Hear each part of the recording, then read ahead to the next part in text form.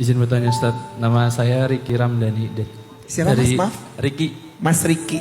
dari Purwokerto Ustaz. Ini pertanyaan saya tahun lalu waktu Ustaz ke sini juga tahun 2017 apa ya?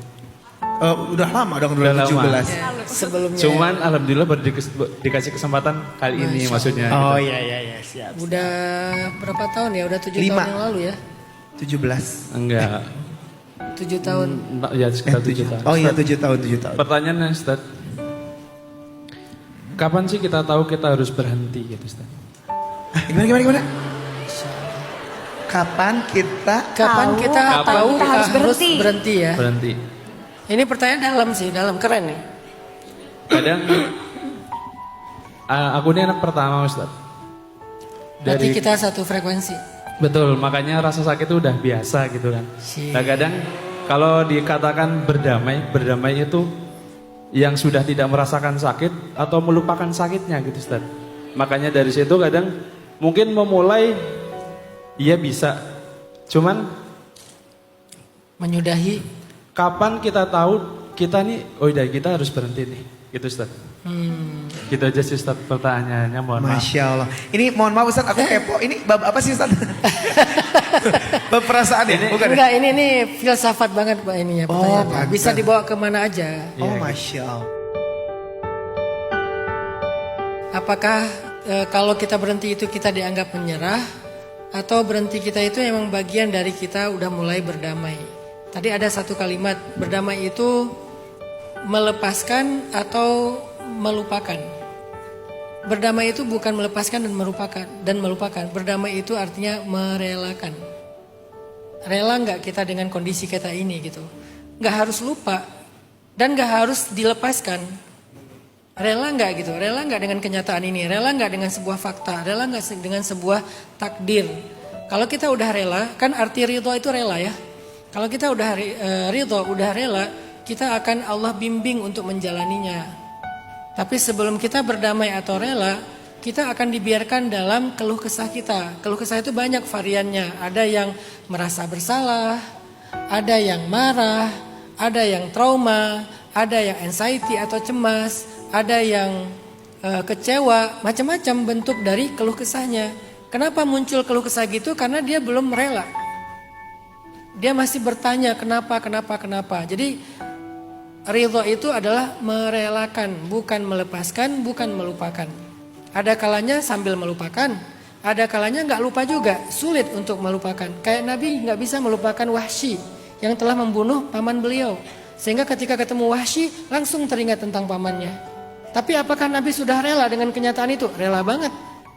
Nabi ridho kepada Wahsy. Nabi terima Islamnya Wahsy. Nabi berikan zakat kepada Wahsy.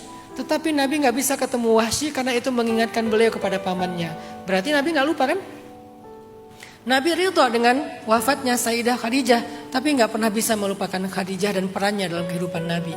Walaupun sudah ada Aisyah, Sofia, Maria, Zainab yang keren-keren, tetap aja Khadijah tidak tergantikan. Jadi masih ada rasa yang kuat tentang Khadijah. Itu namanya sudah rela, tetapi masih ingat, belum melupakan. Atau udah rela, tapi ya masih dijalanin, masih dialamin, belum dilepaskan. Itu yang pertama. Yang kedua, kapan kita tahu kalau kita perlu berhenti? Hal yang menentukan itu adalah ketika kita memahami tentang diri kita sendiri. Ada orang yang terlalu memaksakan dirinya sampai kemudian dia baru berhenti oleh keadaan. Ketika udah drop baru dia berhenti.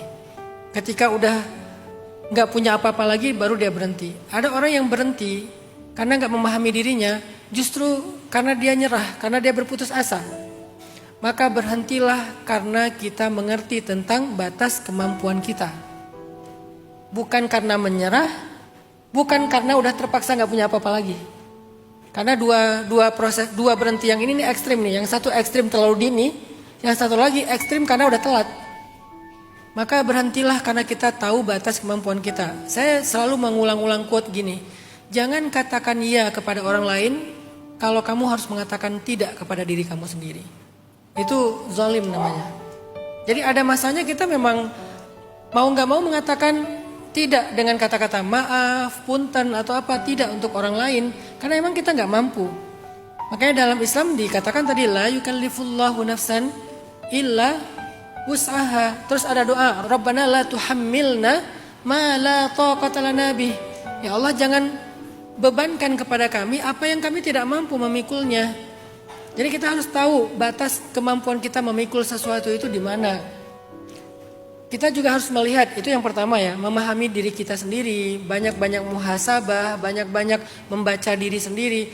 Yang ketiga, cara untuk memahami itu adalah dengan, ada yang namanya dalam Islam itu fiqhul aulawiyat, fikih prioritas. Dalam fikih prioritas, kita belajar tentang memilih dalam hidup. Kadang kita tidak selalu memilih yang terbaik, tapi memilih yang paling mungkin. Kadang kita tidak memilih yang ideal, tetapi yang paling realistis. Ada kaidahnya dengan dalam Islam gimana membuat prioritas dalam hidup. Misalnya tentang berjuang atau mengganti perjuangan. Karena ada orang, kamu jangan nyerah, harus berjuang terus. Tapi ada kalanya kita bukan mau menyerah, kita hanya mau mengganti perjuangan yang lain. Karena di situ kita udah tahu batasannya. Ini kayaknya bukan di sini nih sayanya nih. Maka saya akan mencoba untuk fokus dengan perjuangan yang lain atau proyek yang lain. Dan proyek itu bukan kita ganti karena kita orangnya plan-plan. Nyoba sedikit nggak berhasil, ganti lagi. Bukan karena itu. Karena kita udah total dan kita tahu batasnya. Ini kayaknya bukan di sini nih. Coba lagi yang berikutnya. Di situ kita harus mengerti diri kita. Di situ kita harus lihat prioritas hidup kita.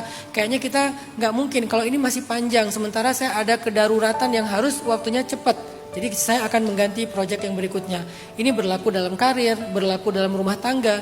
Ada kalanya dalam rumah tangga, kita harus tahu kapan kita memang harus memutuskan untuk berhenti.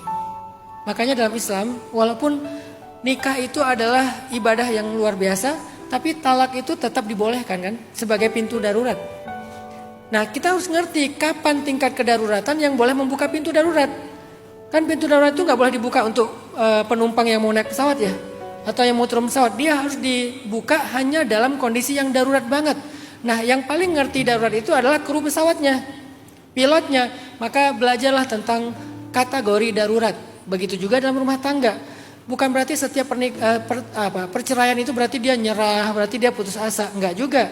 Dia yang lebih ngerti batasannya. Bahkan Nabi pernah menceraikan istrinya, kemudian Allah suruh rujuk.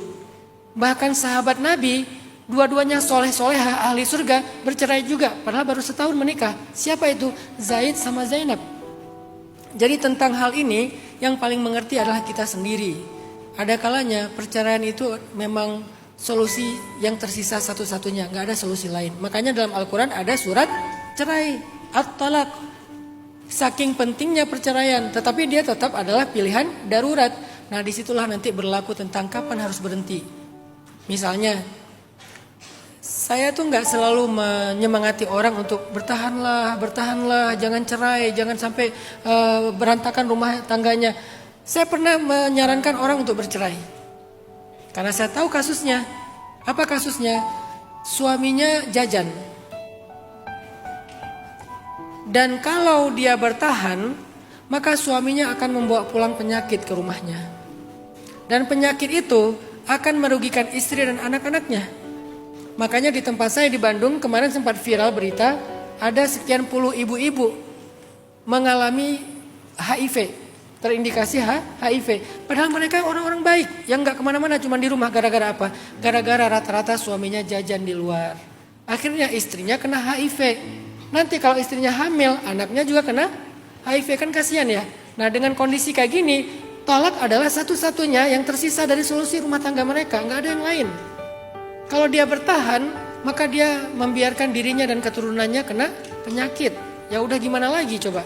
Dan itu konsekuensi yang harus diambil oleh suaminya yang sudah melakukan sebuah kesalahan yang fatal. Nah, ini artinya kita bisa ngelihat kondisinya, prioritasnya, kemampuan kita dan seterusnya.